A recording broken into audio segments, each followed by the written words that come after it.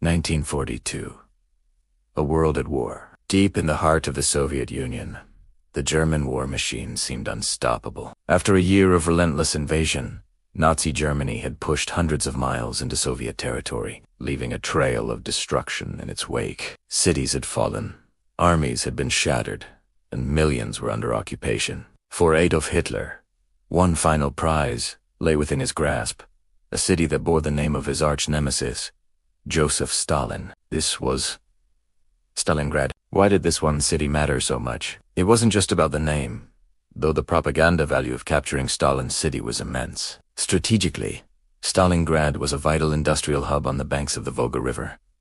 Capturing it would sever a critical supply artery for the Soviets, cutting the southern regions of the country off from the north. It would also secure the German army's flank as they pushed towards the rich oil fields of the Caucasus. For Hitler, taking Stalingrad meant breaking the back of Soviet resistance, crippling their war economy, and delivering a psychological blow from which they might never recover. The fate of the entire war, he believed, hinged on this single city. And so, the German Sixth Army, one of the most powerful and battle-hardened formations in the entire Wehrmacht, was given its objective: take Stalingrad, no matter the cost. In the late summer of 1942, German forces advanced on Stalingrad with overwhelming confidence. The Luftwaffe had already subjected the city to ferocious bombing, turning vast districts into smoldering ruins. As the ground troops entered the city limits, they expected a swift victory.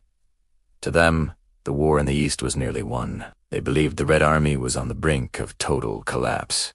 What they found instead was a city that refused to die. Stalingrad transformed into a nightmarish, urban battlefield, a labyrinth of rubble and steel that would come to be known as Rat War. The fighting was unlike anything seen before. This wasn't a war of grand maneuvers across open plains. It was a brutal, intimate struggle for every street, every building, every single room. A bombed-out apartment block could change hands a dozen times in a single day. Soldiers fought in the shattered shells of factories, in the darkness of sewer tunnels, and across the blasted landscapes of public squares. Snipers became kings, picking off targets from hidden nests in the debris. German stormtroopers, masters of blitzkrieg, found their tanks rendered useless in the narrow, rubble-choked streets. For the Soviet defenders, their order was simple and chilling: not one step back.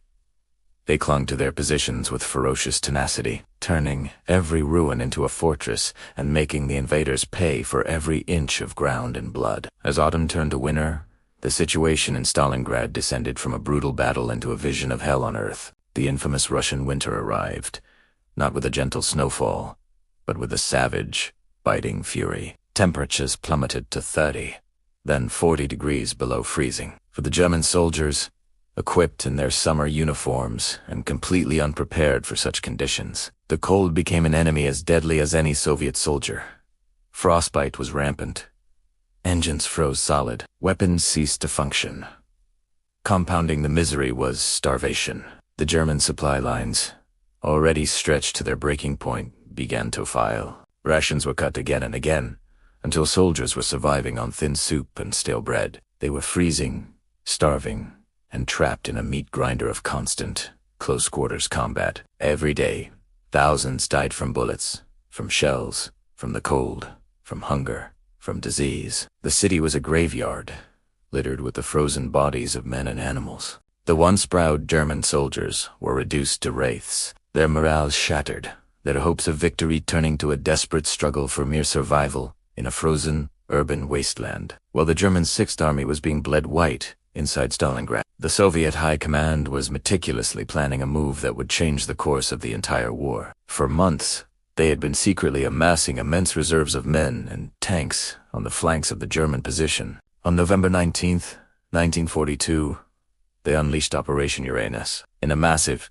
two-pronged pincer movement, Soviet armies crashed through the weaker Romanian and Hungarian forces guarding the German flanks. The attack was swift, brutal, and stunningly successful. Within just 4 days, the pincers met at the town of Kalak, snapping the trap shut. The entire German Sixth Army, along with elements of the 4th Panzer Army, over 250,000 men, was now completely encircled. They were cut off, surrounded, with no land route, for supplies or escape. Hermann Rhein, the head of the Luftwaffe, boasted to Hitler that he could supply the trapped army by air. It was a fatal miscalculation.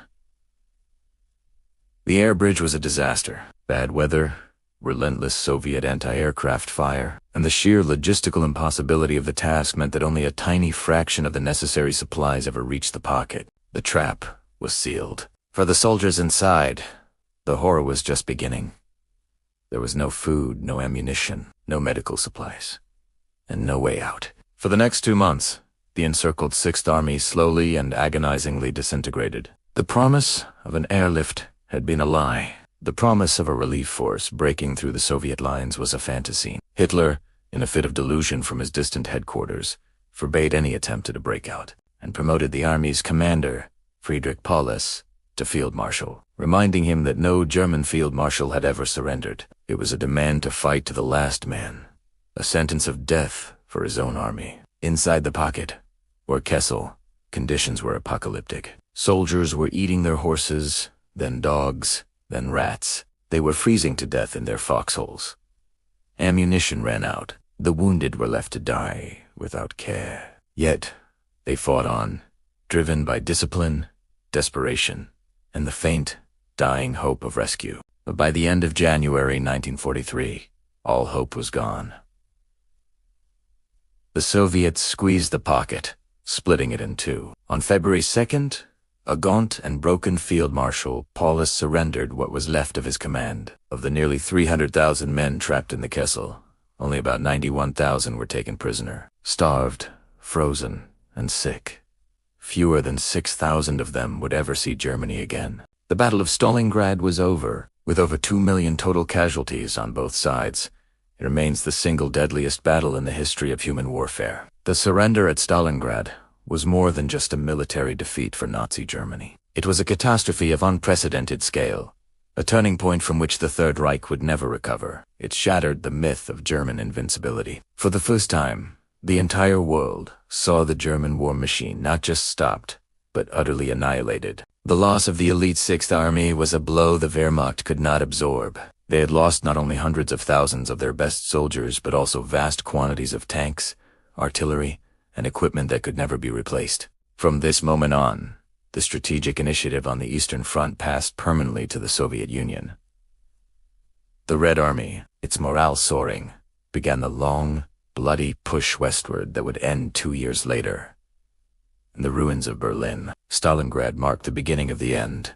For Nazi Germany, the tide of the war had turned irrevocably. On the frozen banks of the Volga, the Battle of Stalingrad wasn't just a chapter in a history book. It was a defining moment for the modern world, a testament to the extremes of human suffering and resilience. This was the real story of how the world we know was forged in fire and ice. To uncover more of the true, incredible stories that shaped our history, make sure you subscribe to World History English. Thanks for watching.